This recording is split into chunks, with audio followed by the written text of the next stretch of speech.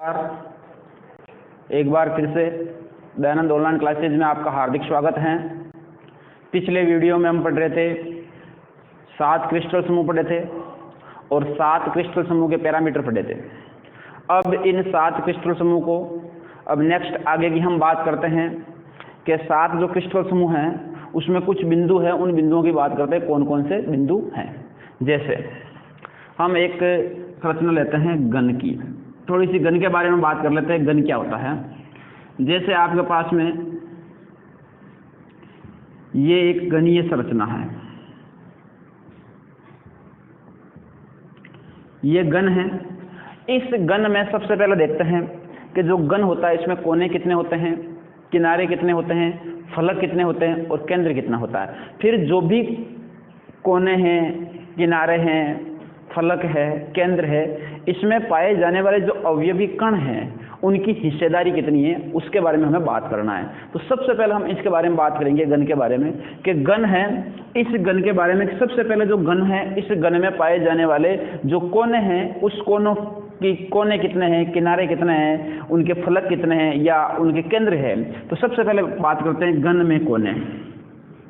घन में कोने, तो सबसे पहले घन में कोनों की बात करें। घन में कितने कोने पाए जाते हैं? तो घन में 8 कोने पाए जाते हैं। कितने कोने पाए जाते हैं? 8।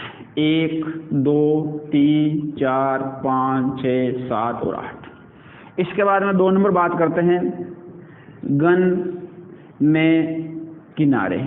तो घन में किनारे कितने होते हैं? 12।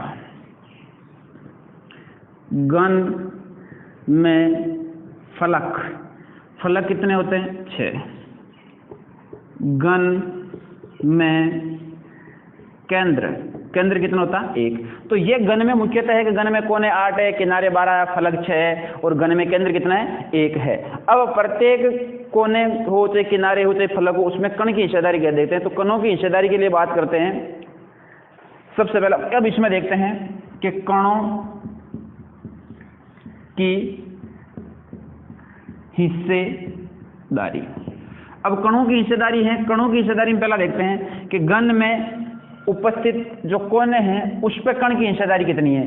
तो घन में उपस्थित कोने पर कण की हिस्सेदारी है। तो जहां पे आपको 8 कोने दे रखे हैं तो कोने के कण की हिस्सेदारी कितनी होती है। तो आपको ये देखना है कि सबसे पहले कोने के कण की हिस्सेदारी, कोने कितने? 8। तो कण की हिस्सेदारी कितनी हो जाएगी? 1/8। नंबर 2 है किनारे के कण की हिस्सेदारी। अब जहां पे किनारा है तो कुल इसमें किनारे कितने हैं? 12 हैं। तो कुल किनारे 12 हैं तो इसमें कण की हिस्सेदारी कितनी होगी? 1/4। नंबर 3 कौन है? फलक के कण की हिस्सेदारी। अब फलक का जो कण है उसकी हिस्सेदारी की बात करते हैं। फलक के कण कितने? 6 हैं। तो इसकी हिस्सेदारी कितनी हो जाएगी? 1/2। और नंबर 4 बात करते हैं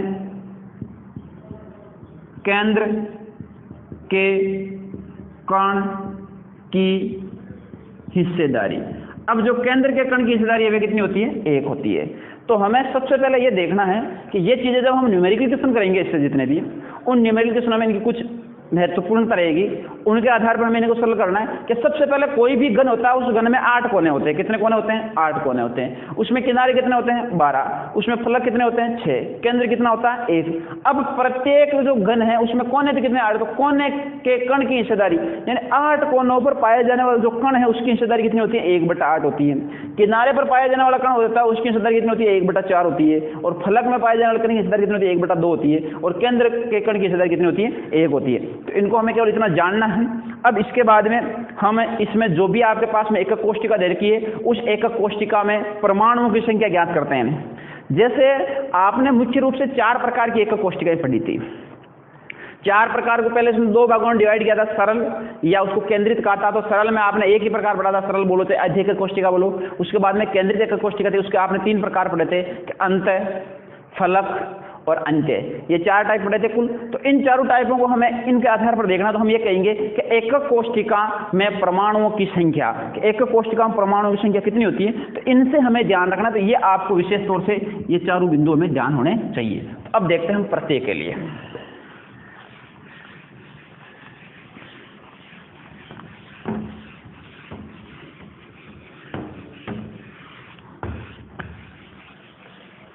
अब देखो, यदि हम बात करें कि भाई कि जो आपके पास में एकक कोशिका, तो एकक कोशिका के परमाणुओं की संख्या की बात करते हैं। एकक कोशिका में परमाणुओं की संख्या क्या है? एकक कोशिका में परमाणुओं की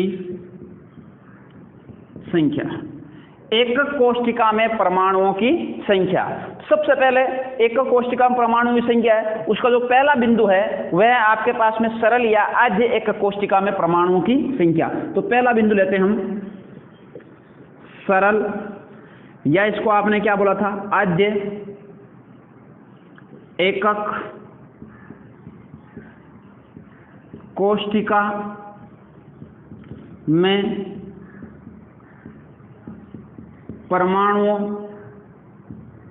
की संख्या। सरल या आद्य एकक कोशिका में परमाणुओं की संख्या। अब सरल या आद्य एकक कोशिका होती है, उसमें परमाणुओं की संख्या बात करते हैं। तो आपने वहां पे पढ़ा है कि सरल या आद्य एकक कोशिका में जो अवयवी कण परमाणु हैं वे केवल किस में पाए जाते हैं? कोनों पर पाए जाते हैं। तो सरल या आद्य एकक कोशिका में परमाणु किस में पाए जाते हैं? कोनों पर। तो आपको क्या लिखना है इसमें? अवयवी कण अर्थात अणु, परमाणु या आयन, अणु, परमाणु या आयन, इसमें अवयवी कण केवल कोनों पर पाए जाते हैं। इसकी आपने संरचना बनाई थी,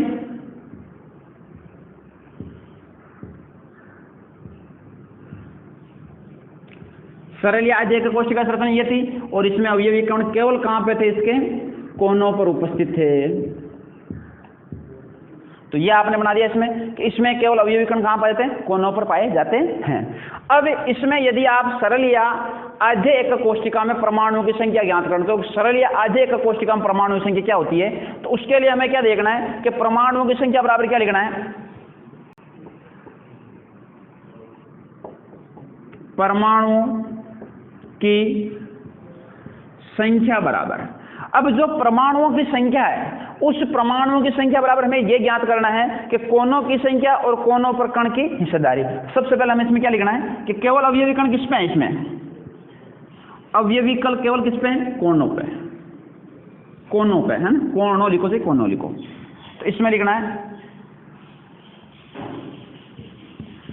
कोनों पर अवयवी कण इनटू के जितने भी इसमें कोने हैं, तो 8 कोनों पर पाए जाने वाले अवयवी कण इनटू 1/8वां भाग प्रत्येक अवयवी कण का। तो आप इस रूप में भी लिख सकते हो इसको कि इसमें आप ऐसे सीधा से कर सकते हो कि परमाणु की संख्या ज्ञात करने के लिए इसके लिए 8 कोनों पर पाए जाने वाले अवयवी कण इनटू 1/8वां भाग प्रत्येक अवयवी कण का। तो 8 कोनों पर पाए जाने वाले अवयवी कण इंटू 1/8वां भाग प्रत्येक अवयवी कण का। तो इसमें कुल कितने? 8 कोने इंटू 1/8वां भाग प्रत्येक अवयवी कण का लेना है। 8 से 8 कैंसिल हो जाएंगे, कितना बचा? 1 परमाणु। कितना आया? 1 परमाणु। तो जो आपके पास में सरल या आद्य एकक कोशिका होती है उसमें परमाणु की संख्या कितनी आती है? 1। सरल या आद्य एकक कोशिका में परमाणु की संख्या आती है 1। नंबर 2, जो आपके पास में केंद्रित था, केंद्रित एकक कोशिका, उसके कितने पार्ट थे? 3 पार्ट थे। और 3 में पहला कौन सा पार्ट था? उसका नाम है अंत केंद्रित एकक कोशिका में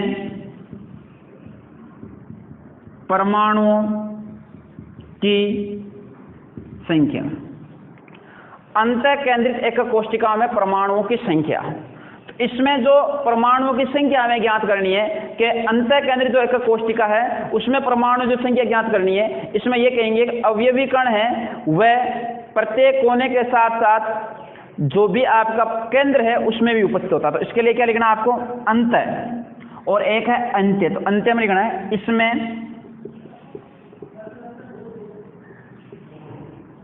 अवयवी कण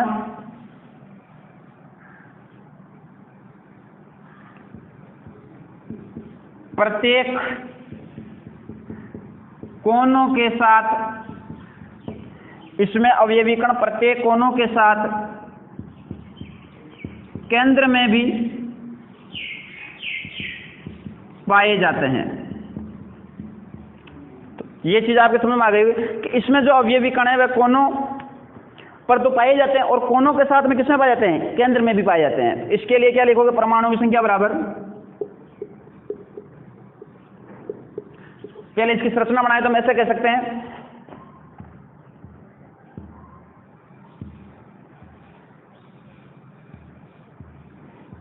कि ये एक कोशिका है, इसमें कोनों पर तो अवयवी कण है ही और कोनों के अलावा किसमें अवयवी कण है? केंद्र में भी है। किसमें? केंद्र में भी। तो कोनों के अलावा केंद्र में भी पाया जाता है। तो इसमें लिखना परमाणुओं की संख्या बराबर परमाणुओं की संख्या बराबर 8 कोनों पर पाए जाने वाले अवयवी कण इंटू 1/8वां भाग प्रत्येक अवयवी कण का प्लस केंद्र में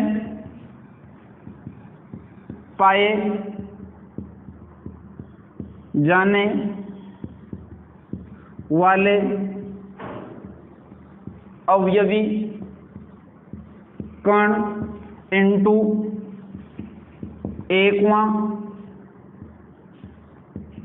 भाग प्रत्येक अवयवी कण का। तो हम कहेंगे परमाणु 8 कोनों पर पाए जाने वाले अवयवी कण इंटू 1/8वां भाग प्रत्येक अवयवी कण का, केंद्र में पाए जाने वाले अवयवी कण इंटू 1वां भाग प्रत्येक अवयवी कण का। तो इसके लिए आप सबसे पहले क्या लिखोगे कि इसके लिए यदि इसको इस प्रकार से हम लिख सकते हैं कि 8 कोनों पर पाए जाने वाले अवयवी कण 8 इंटू उसका कौन सा भाग लेना है? 1/8वां प्लस केंद्र में पाए जाने वाला अवयवी कण, तो केंद्र कितना होता है? 1 इंटू उसका कौन सा हिस्सा लेना है? 1वां हिस्सा। इसको हम सरल करेंगे तो क्या लिखेंगे? 8 से 8 कैंसिल हो जाएंगे। तो यहाँ पे क्या बचा? 1 को 1 से गुणा किया कितना आ गया? 1। तो 1 रे कितने होते हैं? 2। तो इसमें परमाणुओं की संख्या कितनी पाई जाएगी? 2। कितनी पाई जाएगी? 2। तो अंत केंद्रित एकक कोशिका में पाए जाने वाले जो परमाणु होंगे उनकी संख्या कितनी रहेगी? 2 रहेगी। कितनी रहेगी? 2। तो ये तो था आपके पास में सरल या अध्येक कोशिका, उसमें परमाणु संख्या कितनी थी? 1। यह है अंत केंद्रित एकक कोशिका, इसमें परमाणु संख्या कितनी है? 2। कितनी है? 2। अब इसके बाद में जो इसका तीसरा पार्ट है उसकी हम बात करते हैं।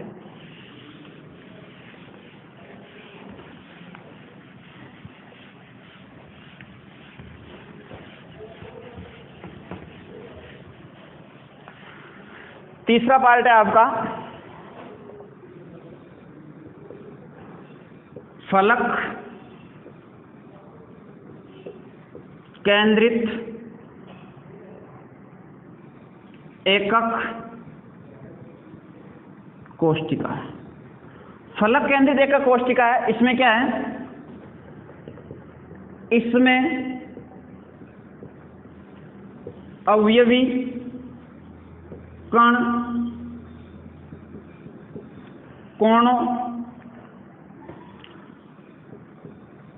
कोनों के अलावा प्रत्येक फलक के केंद्र में भी उपस्थित होते हैं।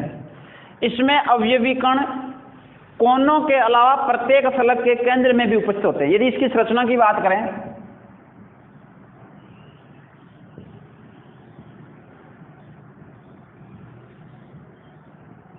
ये एक कोष्ठिका है,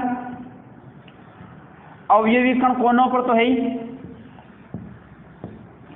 और कोनों के अलावा प्रत्येक फलक के केंद्र में, ये एक फलक है इसके केंद्र में, ये एक ऐसे फलक है इस फलक के केंद्र में, ये एक इस प्रकार से फलक है इसके केंद्र में, ये एक इस प्रकार से फलक है इसके केंद्र में, एक ये ऊपर की तरफ फलक है उसमें, और एक नीचे वाला फलक है उसमें। यानी कुल मिलाकर कितने फलक होते हैं? 6 फलक होते हैं। तो 6 फलकों की बात कर रहे हैं। जैसे हम इसकी बात करें भाई 6 फलक कैसे हैं कि ये आपके पास में कोष्ठिका है, एक अवयवी कण आपने यहाँ पे लगा दिया, एक पीछे की तरफ, एक इस तरफ, एक इस तरफ, एक यहाँ पे और एक यहाँ पे। तो जो दोनों है, इधर वाला इधर वाला, ऊपर वाला दिख सकता है, निकलते वाला नहीं दिखेगा ना। मैं संरचना में इस प्रकार की बनाई हुई है उसमें, तो उसके लिए हम इन दोनों को दर्शा रहे हैं। ये 2 परमाणु आ गए। तो हमें ये ध्यान रखना है कि इसमें अवयवी कण कोनों के अलावा प्रत्येक फलक के केंद्र में भी उपस्थित होते हैं। तो इसमें हम परमाणुओं की संख्या ज्ञात करते हैं।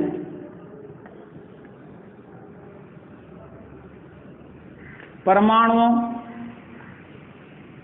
की संख्या, देखो परमाणुओं की संख्या में हमें क्या देखना है कि सबसे पहले लिखेंगे इसमें 8 कोनों पर पाए जाने वाले अवयवी कण इंटू 1/8वां भाग प्रत्येक अवयवी कण का प्लस 6 फलकों पर पाए जाने वाले अवयवी कण। अब देखो जहां पे फलक आया है वहां पे उसकी हिस्सेदारी कितनी होगी? 1/2। तो 6 फलकों पर पाए जाने वाले अवयवी कण इंटू 1/2वां भाग प्रत्येक फलक के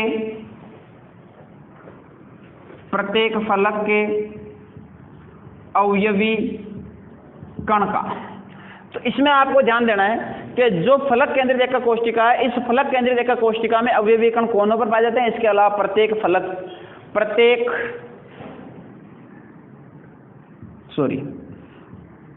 फलक के केंद्र में उपस्थित होते हैं। कि इसमें अवयवी कण कोनों के अलावा प्रत्येक फलक के केंद्र में भी उपस्थित होते हैं। तो परमाणु की संख्या क्या? 8 कोनों पर पाए जाने वाले अवयवी कण इंटू 1/8वां भाग प्रत्येक अवयवी कण का प्लस 6 फलकों पर पाए जाने वाले अवयवी कण इंटू 1/2वां भाग प्रत्येक अवयवी कण का। तो ये हमें ध्यान रखना है कि इसमें आपको किस प्रकार से इसमें जो फलकों के बारे में देखना है। अब इसको यदि हम सरल करें तो कैसे लिखेंगे कि 8 इंटू 1/8 प्लस फलक कितने 6 इंटू 1/2वां भाग है। ठीक है, 8 से 8 कैंसिल हो जाएंगे, यहाँ पे कितना जाएंगे 3, तो यहाँ पे क्या बचा 1 प्लस 3 को 1 से गुणा किया 3 बराबर कितना आ गए 4 परमाणु। कितने परमाणु आ गए? 4 परमाणु। तो हमें फलक केंद्रित एक कोष्ठिका में कुल परमाणुओं की संख्या कितनी प्राप्त होती है? 4 प्राप्त होती है। कितनी प्राप्त होती है? 4। तो ये हमें ध्यान देना है कि आद्य या सरल एक कोष्ठिका में परमाणु संख्या कितनी थी? 1। अंत केंद्रित एक कोष्ठिका में परमाणु संख्या कितनी थी? 2। फलक केंद्रित एक कोष्ठिका में परमाणु संख्या कितनी है? 4। अब इसका जो लास्ट पार्ट है उसकी बात करते हैं, आधार केंद्रित या अंत्य केंद्रित। आधार केंद्रित या अंत्य केंद्रित एकक कोष्ठिका, उसकी बात करते हैं हम।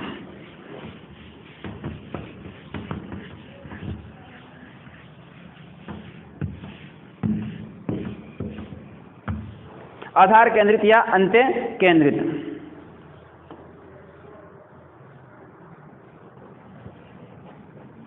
नंबर 4 है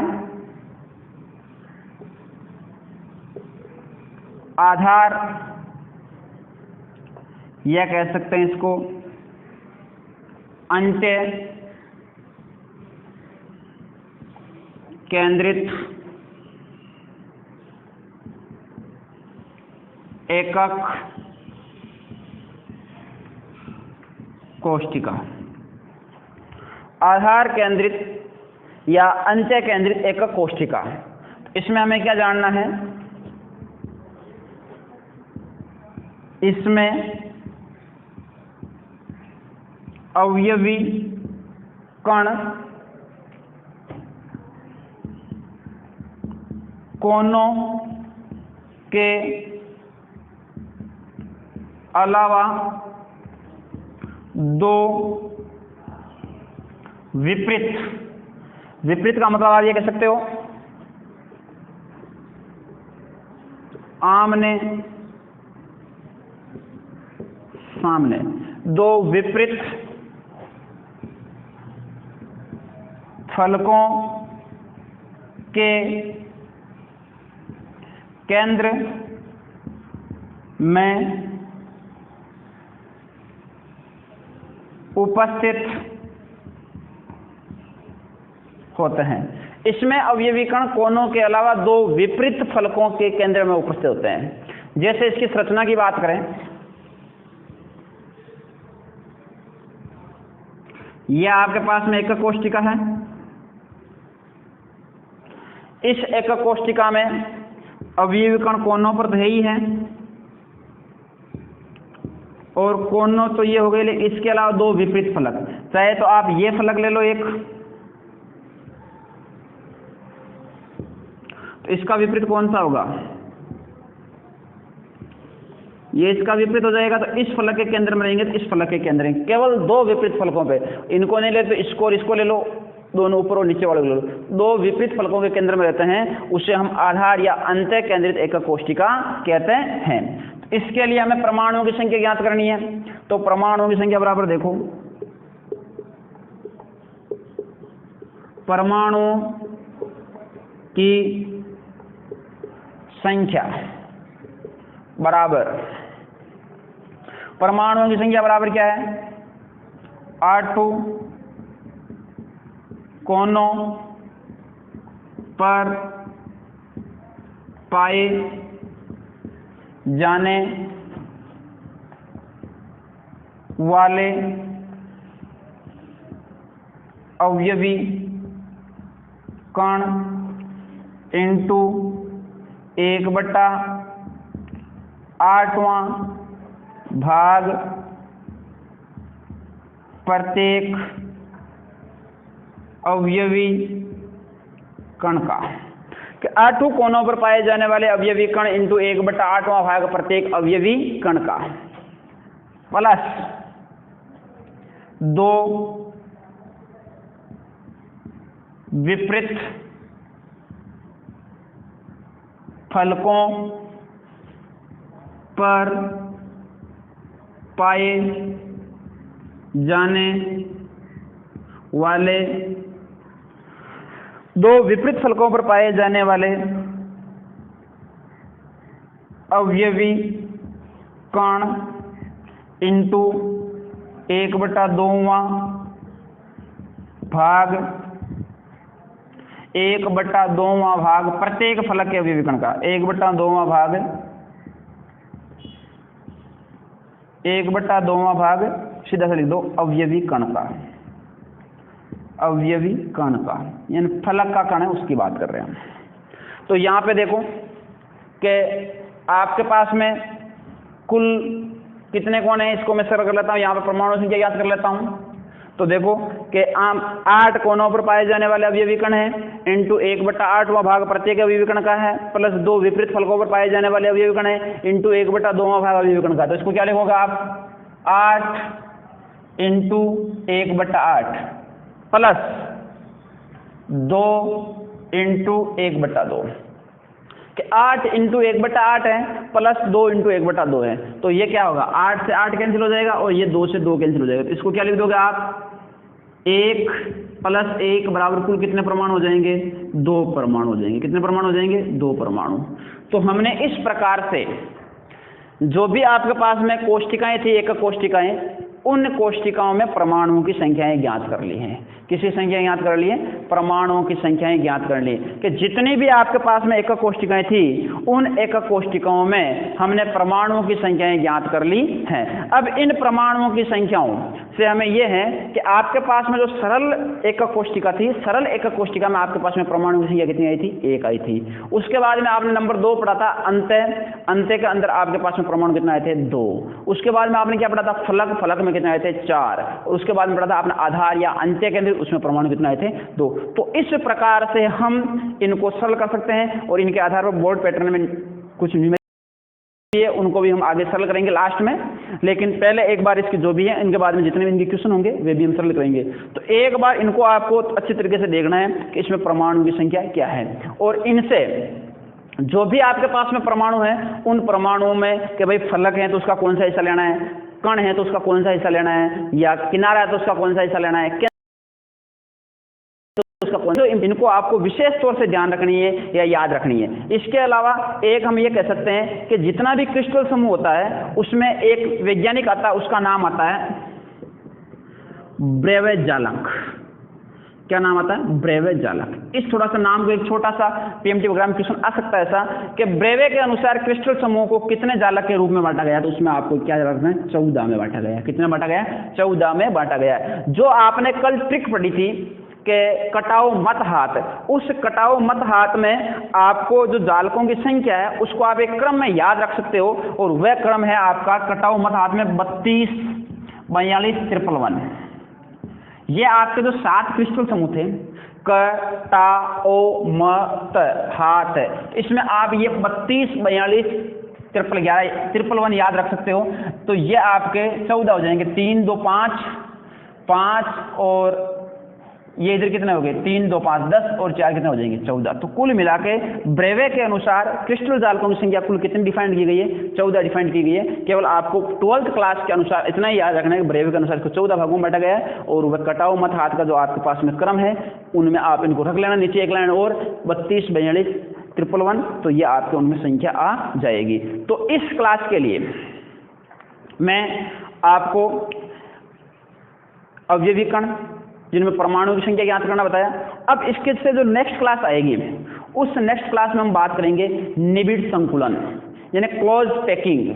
सबसे पहले जो निबिड़ संकुलन है क्लोज पैकिंग उसकी व्यवस्था किस प्रकार से होती है उसकी व्यवस्था के बारे में पढ़ेंगे। मैं एक बार आपको इजीली वे में बताता हूं कि जो निबिड़ संकुलन होता है निबिड़ संकुलन को हम मुख्यतः 3 भागों में बांटते हैं, एक विम में, द्विविम में और त्रिविम में। ये 3 प्रकार के निबिड़ संकुलन है। तीनों प्रकार के निबिड़ संकुलन हम पहले परिभाषा के रूप में, उनकी संरचना के रूप में, उनका पैकिंग सिस्टम में क्या है उनके बारे में पढ़ेंगे और उसका पैटर्न सिस्टम क्या है कि किस प्रकार से ये जो भी गोले हैं किस प्रकार से व्यवस्थित होते हैं और इनकी संकुलन क्षमता किस प्रकार से होती है। फिर उसके बाद में हम उनकी संकुलन क्षमता ज्ञात करने के बारे में प्रोसेस करेंगे। तो मैं आशा करता हूं जो आज बताया गया टॉपिक है वो आपको समझ में आया होगा और यदि इसमें किसी भी प्रकार का आपको डाउट लगे तो आप कमेंट में जरूर बताएं और यदि किसी प्रकार से कोई मिसप्रिंट भी हो जाता है तो उसको हम बिल्कुल आपका समाधान करेंगे। लेकिन जहां तक बताया गया उसको आप अच्छी तरह से समझें और उसके एक साथ साथ नोट्स बनाएं। धन्यवाद।